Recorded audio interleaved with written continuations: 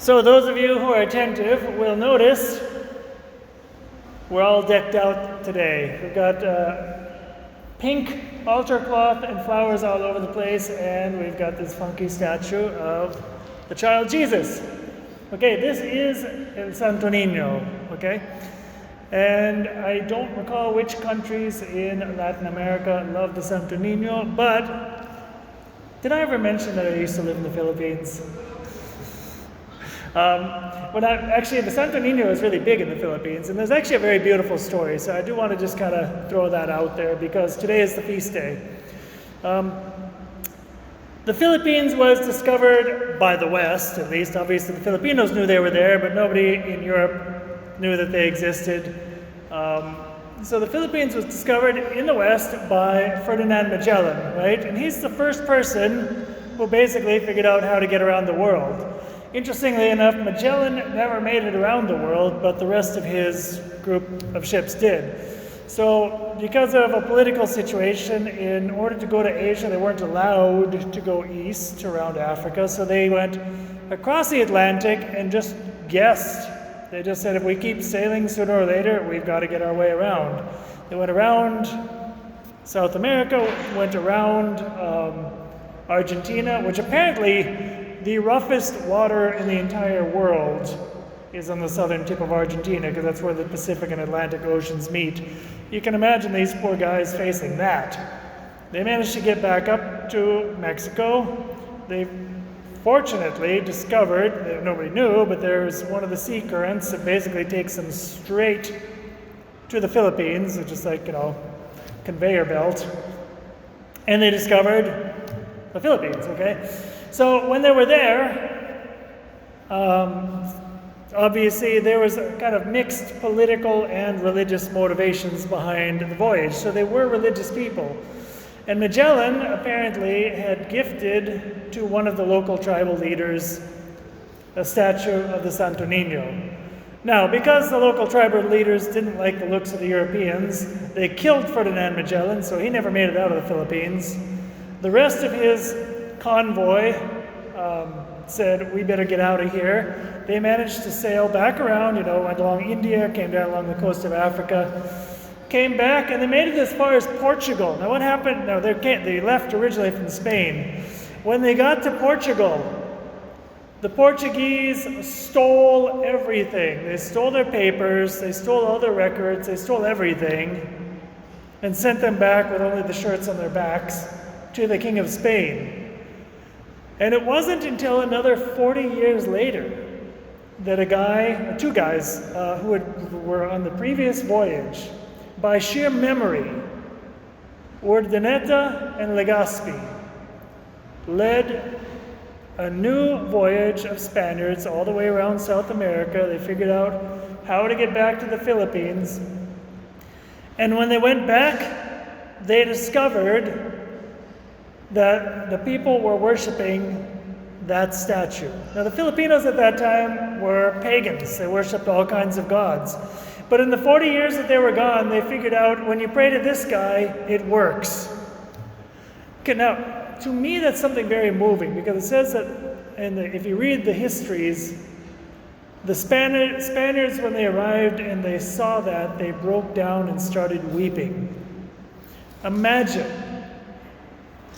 They risked their lives the entire way around the world. They risked their lives just crossing the Atlantic. Very few people had done it. They came down. Nobody had ever gone around the south of South America, the most dangerous waters in the world. They risked their lives crossing the Pacific. They got there. They had escaped after attack and everything. They waited 40 years. And they come back and they see that nonetheless, in a very primitive way, the gospel had already started to take root. Even if the people in the Philippines didn't really get it, Christ was already starting to do his thing. And when they showed up, they discovered that now the people were more receptive. And from that moment onward, there was a cultural exchange. Just like the Spaniards tended to have a cultural exchange with everywhere they went. And Christianity took root. To me, that's always been a very beautiful message. Now, 5 minutes into the homily, and we haven't even got to the homily. So now for your homily. I'm going to call this homily a tale of 3 verbs. It has nothing to do with the Santamino or Legazpi or any of those guys. But it does have to do with the gospel. So a tale of 3 verbs. Why that? Because when you read this gospel, there are 3 verbs, appropriately enough, that jump out. Jesus, it says, entered a village. Okay, first verb, entered.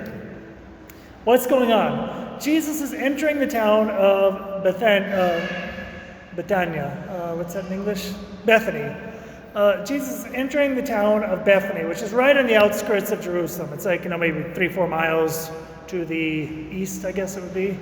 Kind of on the way to Jericho. So if you're leaving Jerusalem, you kind of come up over the Mount of Olives. On the far side of the Mount of Olives is Bethany. Then you go out into the desert, go downhill, and you hit the Jordan River after about 25 miles. That's kind of the geography. So Jesus entered the village where a woman named Martha welcomed him, and she had a sister named Mary. When Jesus enters, here's the thing. Whenever you and I receive any good inspiration at all, we decide, it's been a long time since I've been to church, I'm going to go back. It's been a long time since I've been to confession, I'm going to go to confession. Or if you're already living the faith well, even throughout the day regularly, you're going to receive lots of little inspirations to do good things. To do good, avoid evil, right? Avoid temptation and do the right thing. Sometimes we think we're doing God a favor. It's like, you know what? I've been away from God. I'm going to do something great for God. I'm going to do something. I'm going to go to Mass. Like I'm doing Jesus some big favor by my presence in the church. You know what? Every single good inspiration that you ever have had or ever will have comes from God. He always is the one who takes the initiative. And when Jesus, in a certain sense, enters the village, what's he doing? Jesus is coming to the village. He's taking the initiative so that he can enter into this, have this encounter with Martha and Mary, and they don't mention, but also Lazarus lived there. Jesus is the one who comes to them. And Martha and Mary, because they are holy, they welcome him. It says, Martha welcomed him, and she had a sister named Mary, who sat beside the Lord, listening. Those are the 3 verbs. Enter, welcome, and listen. Okay? So what happens? Martha is a saint. She's one of there's actually like 3 people, Martha, Mary, and Lazarus. They're the only people that I can think of where it's like they are known in history as the friends of Jesus. How would you like having that for a little title? Hey, I'm John the Baptist, or I'm, I don't know who. I'm just Martha, besties with Jesus. Like, when he wanted to come hang out, he came to our house. It's like the Noriegas, okay? The Noriegas, when Father Eric is looking for the play, there it is. Okay, it's kind of like it's a place where Jesus liked to go. Why did Jesus like to go there? It wasn't because of the cooking, despite what Martha thought. It's because he could he already had his hair down, but he could kind of figuratively let his hair down. They weren't always coming to him asking for miracles. They weren't always asking him, setting things up, asking for favors, this or that. Please, Jesus, settle our disputes. They accepted him for who he was. They listened to him. He could simply be himself. And that's what he appreciated. Now, Martha and Mary have very different personalities. And Martha loved Jesus deeply. And it says when she welcomed Jesus, how does Martha know how to welcome? Well, she's one of those ladies that for her to welcome means everything has to be perfect. She's going to be cooking, she's going to be cleaning, she's got to set out 5 different courses, hors d'oeuvres, charcuterie board, wine, pasta dish, then this, then that, whatever. She's one of those ladies. She loves Christ. She wants to give him the best. And the best that she knows how to give is in service. There's actually a famous book that probably everybody should read. It's written by some Protestant pastor, I don't remember his name. Very good. It's called The 5 Love Languages. By the way, if you're engaged, if anybody out there is engaged, just in case, get that book. Read the book. There are online tests you can do, okay? Just saying. If you're married and you haven't read the book, get the book. The 5 love languages, I don't even remember what they are off the top of my head, but basically the idea is this. According to the author, he says there's 5 basic ways that we will love.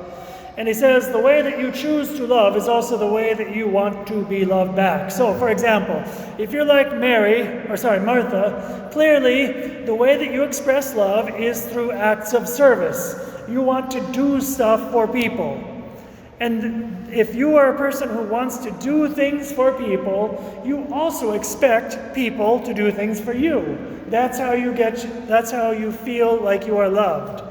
Some people, their love language is giving gifts. Some people, it is words of affirmation. Some people, it is just spending time, hanging out. Okay?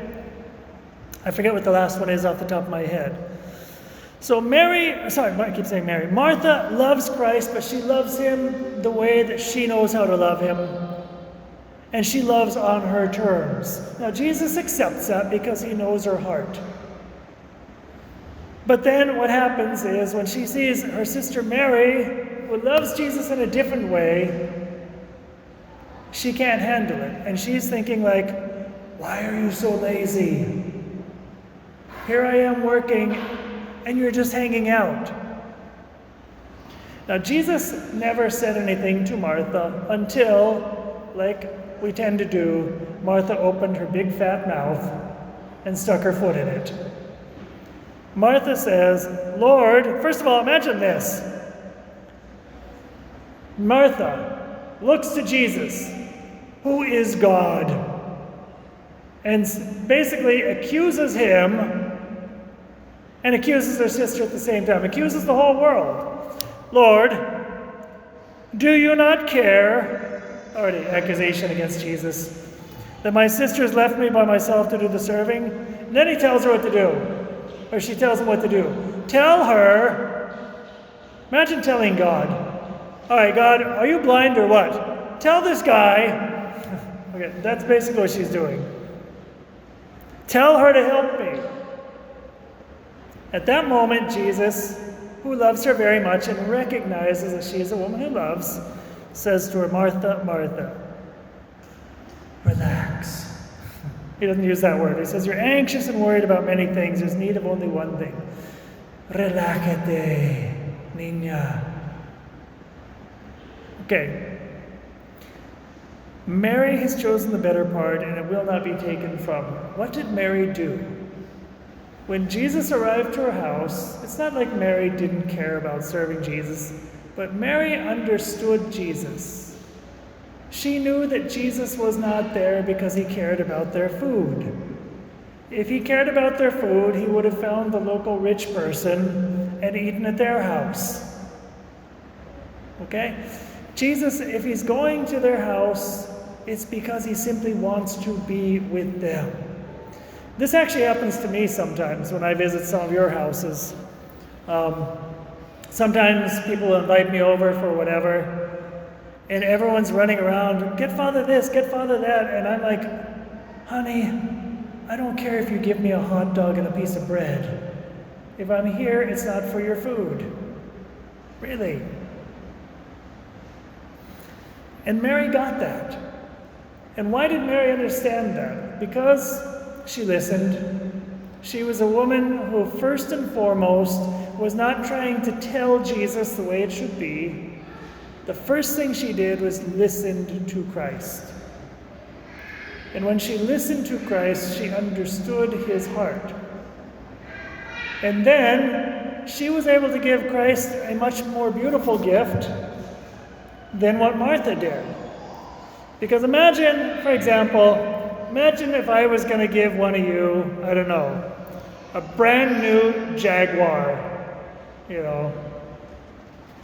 some cool sports car. And I would at least expect that you would be thankful, right? if I gave you, like, here's the keys to a brand new Jaguar, it's got like 1 mile on it, all the bells and whistles, everything, it's you know, the best thing that they make, and you're just like, hey, thanks. It's like, really? Okay, this is a little bit what Martha does. And Mary, because she was attuned to Christ's heart, knew how to give him back the gift. She, by valuing the gift that Jesus gave her, by valuing simply spending time with them, by listening to what he had to give them, she was valuing, and that made Christ happier than anything that somebody like Martha could give. So, how does this apply to us? Well, I'm going to let each one of you try to figure out how it applies to yourselves. But I will say this. If we want to grow in our relationship with Christ, if we find that we are the kind of people who like to tell Christ the way things should be, if we find ourselves complaining because I prayed and I didn't get what I wanted, I serve and I don't get recognized, I did this and whatever, there's part of us that is trying to tell Christ the way things should be. And if we spent more time listening and being docile to him, then we would be more in tune with what Christ really wants for us. Father, Son, Holy Spirit, amen.